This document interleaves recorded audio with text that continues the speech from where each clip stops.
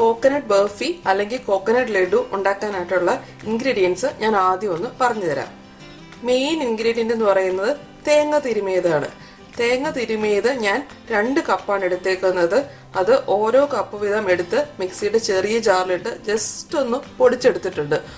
ഒത്തിരി ഒന്നും കറക്കരുത്, ജസ്റ്റ് ഒന്ന് ഒരടി അടിക്കുക, പൾസിലിട്ട് ജസ്റ്റ് ഒന്ന് അടിക്കുകയോ ചെയ്യുക. ഒത്തിരി അരഞ്ഞു പോകാൻ പാടില്ല, അരഞ്ഞാൽ അതിൻ്റെ വാട്ടർ കണ്ടന്റ് ഒക്കെ ഇറങ്ങി വരും, ചമ്മന്തി പോലെ ആയിപ്പോ. അങ്ങനെ ചെയ്യരുത്, ജസ്റ്റ് ഒന്ന് അടിച്ചൊന്ന് പൊടിക്കുക. ആ ഫൈൻ ഗ്രെയിൻസ് ആയിട്ട് കിട്ടണം നമുക്ക്. അങ്ങനെ ഓരോ കപ്പ് വീതം എടുക്കാവോ. രണ്ടും കൂടെ ഒരുമിച്ചിട്ടാലും അത് അരയത്തില്ല, ചെറിയ ജാറിൽ കയറത്തുമില്ല. അപ്പം ഓരോ കപ്പ് തേങ്ങ തിരുമിയത് വീട് മിക്സിയുടെ ചെറിയ ജാറിലിട്ട് ഒന്ന് പൊടിച്ചെടുത്തേക്കുന്നതാണ്. അങ്ങനെ 2 കപ്പ് തേങ്ങ തിരുമിയത് ഇവിടെ ഉണ്ട്. പിന്നെ ഉള്ളത് പഞ്ചസാരയാണ്. പഞ്ചസാര 1 കപ്പ്, പാല് 1 കപ്പ്, പിന്നെ എടുത്തേക്കുന്നത് ഏലക്കയാണ്. 5 ഏലക്ക 1 ടീസ്പൂൺ പഞ്ചസാര ഇട്ട് ഒന്ന് പൊടിച്ചെടുത്തിട്ടുണ്ട്.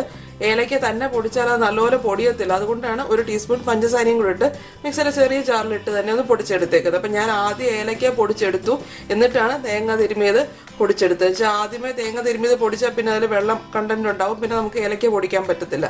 മിക്സിയിലിട്ട് ആദ്യം ഞാൻ ഏലക്കയും പഞ്ചസാരയും കൂടെ 1 ടീസ്പൂൺ പഞ്ചസാര ഇട്ടിട്ടുള്ളൂ. ആദ്യം ഇത് രണ്ടും കൂടെ ഒന്ന് പൊടിച്ചെടുത്തു. അത് കഴിഞ്ഞാണ് തേങ്ങ തിരുമിയത് പൊടിച്ചെടുത്തത്. പിന്നെ വേണ്ടത് നെയ്യാണ്. 2 ടേബിൾ സ്പൂൺ നെയ്യ് എടുത്ത് വെച്ചിട്ടുണ്ട്. അപ്പം ഇൻഗ്രീഡിയൻസ് എല്ലാവർക്കും മനസ്സിലായാലേ പ്രപ്പോർഷൻ കറക്റ്റ് ആയിരിക്കണം കേട്ടോ. പ്രപ്പോർഷൻ കറക്റ്റ് ആയിരുന്നാലേ നമുക്ക് കറക്റ്റ് ഉരുട്ടാൻ പറ്റത്തുള്ളൂ, ലഡു ഉരുട്ടാൻ പറ്റത്തുള്ളൂ. അപ്പോൾ പ്രപ്പോർഷൻ ഞാനിവിടെ മെഷറിംഗ് കപ്പാണ് എടുത്തേക്കുന്നത്. മെഷറിംഗ് കപ്പ് വേണമെന്ന് നിർബന്ധമൊന്നുമില്ല. ഏത് കപ്പിലാണ് മെഷർ ചെയ്യുന്നത് ആ കപ്പ് സെയിം കപ്പിൽ തന്നെ എല്ലാം മെഷർ ചെയ്യണം എന്നേ ഉള്ളൂ. ഇപ്പം 1 കപ്പ് എടുത്ത് തേങ്ങ തിരുമിയത് മെഷർ ചെയ്ത് ആ സെയിം കപ്പിൽ തന്നെ എല്ലാ ഇൻഗ്രീഡിയൻസും മെഷർ ചെയ്യണം. പ്രപ്പോർഷൻ കറക്റ്റ് ആയിരിക്കണം. അപ്പം 2 കപ്പ് തേങ്ങ തിരുമിയത് ഒന്ന് പൊടിച്ചെടുത്ത് തേങ്ങ തിരുമിയത്, 1 കപ്പ് പഞ്ചസാര, 1 കപ്പ് പാല്, 5 ഏലക്ക, അത് 1 ടീസ്പൂൺ പഞ്ചസാര ഇട്ട് പൊടിച്ചെടുത്ത്, 2 ടേബിൾ സ്പൂൺ ഗീ. ഈ പ്രപ്പോർഷൻ ഒന്ന് ഓർത്താൽ മതി. 1:1:2 എന്നുള്ളതാണ് പ്രപ്പോർഷൻ. പാല്, പഞ്ചസാര, തേങ്ങ എന്ന് പറയുന്നത് 1:1:2. ഈ പ്രപ്പോർഷൻ ഒന്ന് ഓർത്തെടുത്താൽ മതി. പ്രപ്പോർഷൻ കറക്റ്റ് ആണ്, നമുക്ക് കറക്റ്റായിട്ട് ഉണ്ടാക്കാൻ പറ്റും. ഇനി എങ്ങനെ ഉണ്ടാക്കുന്നതെന്ന് നമുക്ക് നോക്കാം. ഒരു പാൻ കത്തിച്ചിട്ടുണ്ട്. നോൺ സ്റ്റിക് പാൻ എടുത്തേക്കുന്നത്, അതാകുമ്പോൾ കുറച്ചുകൂടി ഈസിയാണ് ഉണ്ടാക്കാനായിട്ട്. അധികം അടിയിലൊന്നും പിടിക്കാതെ സൈഡ്സൊക്കെ ഇളകി വരാൻ ഈസിയാണ്. അതുകൊണ്ട് നോൺ സ്റ്റിക് പാൻ എടുക്കുന്നതായിരിക്കും നല്ലത്. ഇതിലോട്ട് 2 ടേബിൾ സ്പൂൺ നെയ്യ് ചേർക്കുക. ഇതിലോട്ട് ഞാൻ തേങ്ങ തിരുമിയത് ചേർക്കുക. ഇത് ലോ ഫ്ലെയിമിലിട്ട് ഇളക്കാവോ. ഹൈ ഫ്ലെയിമിലിട്ട തേങ്ങ അങ്ങ് ബ്രൗൺ കളർ ആയിപ്പോ.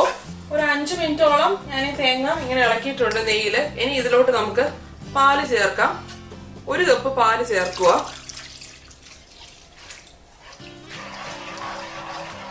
ഇനി ഈ തേങ്ങ പാല് കിടന്ന് നന്നായിട്ടൊന്ന് വേകണം. ഫ്ലെയിം ലോയിൽ ഞാൻ മീഡിയത്തിലോട്ട് ആക്കുവാണ്. High ഫ്ലെയിമിലിടരുത്, medium ഫ്ലെയിമിലിടുവാണ്.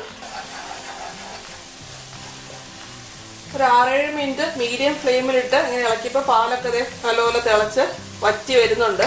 ആദ്യം നല്ലപോലെ ലൂസായിട്ട് നല്ല ചമ്മന്തി പോലെയാണ് കിടന്നത്. അപ്പോൾ പാല് നല്ലപോലെ വറ്റി വന്നു തുടങ്ങി. കുറച്ചുകൂടെ വറ്റിയിട്ട് നമുക്ക് ഇതിലോട്ട് പഞ്ചസാര ചേർക്കണം.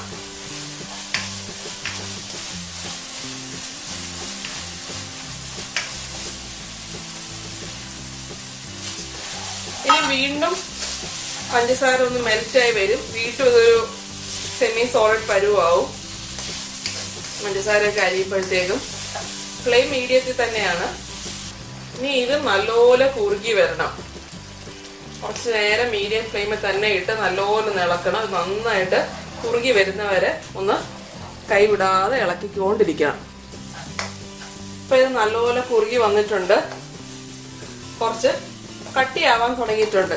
ഇനി നമുക്ക് ഇതിലോട്ട് പൊടിച്ചു വെച്ചേക്കുന്ന ഏലക്കാപ്പൊടി ചേർക്കണം. ഏലക്കയും 1 ടീസ്പൂൺ പഞ്ചസാരയും കൂടി നമ്മൾ പൊടിച്ചു വെച്ചിരുന്നില്ലേ, അത് ഇതിനകത്തോട്ട് ചേർക്കണം. നന്നായിട്ടൊന്ന് മിക്സ് ചെയ്യുക. ഇനി സൂക്ഷിച്ചോണം, ഇത് കട്ടിയായി തുടങ്ങുമ്പോഴത്തേക്കും പെട്ടെന്ന് ബ്രൗൺ കളറാവും. ഇനി നമുക്ക് ലോ ഫ്ലെയിമിലോട്ട് ആക്കാം. മീഡിയം ഫ്ലെയിമിലാകുന്നതിന് ലോ ഫ്ലെയിമിലാക്കാം, അല്ലെങ്കിൽ പെട്ടെന്ന് കളർ മാറിപ്പോ, ഒത്തിരി ബ്രൗൺ കളറായി പോകും. കോഫി ഉണ്ട്, നമുക്ക് കാണുമ്പോൾ മനസ്സിലാവും, നമുക്ക് ഉരുട്ടാൻ പറ്റുന്ന ഒരു പരുവാവും. നല്ല ഡ്രൈ ആയിട്ട് സൈഡിൽ നിന്നൊക്കെ വിട്ട് വരുന്ന ഒരു പരുവ് വരും. നമുക്ക് കണ്ടാൽ തോന്നും നമുക്ക് ഉരുട്ടാൻ, ഇത് ഉരുട്ടിയാൽ അവിടെ നിൽക്കുമെന്ന്. ഇനി നമുക്ക് ഫ്ലെയിം ഓഫ് ചെയ്ത് ഇത് വേഗം തന്നെ വേറൊരു പ്ലേറ്റിലോട്ട് മാറ്റണം. എന്നിട്ട് കുറച്ച് തണുത്ത്, ഒത്തിരി തണുക്കണ്ട, ചൂടൊന്ന് മാറി കൈ പിടിക്കാൻ പറ്റുന്ന പരുവം അപ്പൊ നമുക്ക് ഉരുട്ടിയെടുക്കാം. വേഗം തന്നെ പ്ലേറ്റിലോട്ട് മാറ്റാൻ പറഞ്ഞ കാര്യം എന്താണെന്ന് വെച്ചാൽ ഇതിനകത്തിരുന്ന് വീണ്ടും അങ്ങ് ബ്രൗൺ കളറായി പോകും. അതുകൊണ്ട് പ്ലേറ്റിലോട്ട് മാറ്റി കുറച്ച് ചൂടൊന്ന് മാറട്ടെ. ചൂട് ശകലം കുറഞ്ഞു വന്നിട്ടുണ്ട്. ഇനി ഞാനിത് ഉരുട്ടാൻ പോവാണ്. ഒത്തിരി തണുക്കാൻ വെയിറ്റ് ചെയ്യരുത് കേട്ടോ. കുറച്ച് ചൂട് ഉള്ളപ്പോൾ തന്നെ ഉരുട്ടണം, അല്ലെങ്കിൽ അത് ഷേപ്പ് കിട്ടത്തില്ല. ഇനി കുറച്ച് കയ്യിലൊന്ന് നെയ്യ് തടവണം. ഒരു ചെറിയ പീസ് എടുത്ത് എല്ലാം കൈ കൊള്ളുന്നുണ്ട്. ഇത്തിരിയുടെ ചൂട് മാറിയാലും കുഴപ്പമില്ല. പിന്നെ ഒത്തിരി തണുത്ത് ഉരുട്ടാൻ കുറച്ച് പ്രയാസമായിരിക്കും. അതുകൊണ്ട് ഞാൻ കുറച്ച് ചൂടുള്ളപ്പോൾ തന്നെ ഉരുട്ടുന്നത്. കുറച്ചുകൂടെ വെയിറ്റ് ചെയ്താലും കുഴപ്പമില്ല. അത്ര ചൂടുള്ളപ്പോൾ ഉരുട്ടണ്ട, കൈ കൊള്ളും. ഒരു കൈ വെച്ച് നല്ലപോലെ ഇങ്ങനെ പ്രസ് ചെയ്യുക. ഞാനിപ്പോൾ കുഞ്ഞു കുഞ്ഞ് ബോൾസാണ് ഉണ്ടാക്കുന്നത്, കുഞ്ഞു ലഡ്ഡൂസാണ് ഉണ്ടാക്കുന്നത്.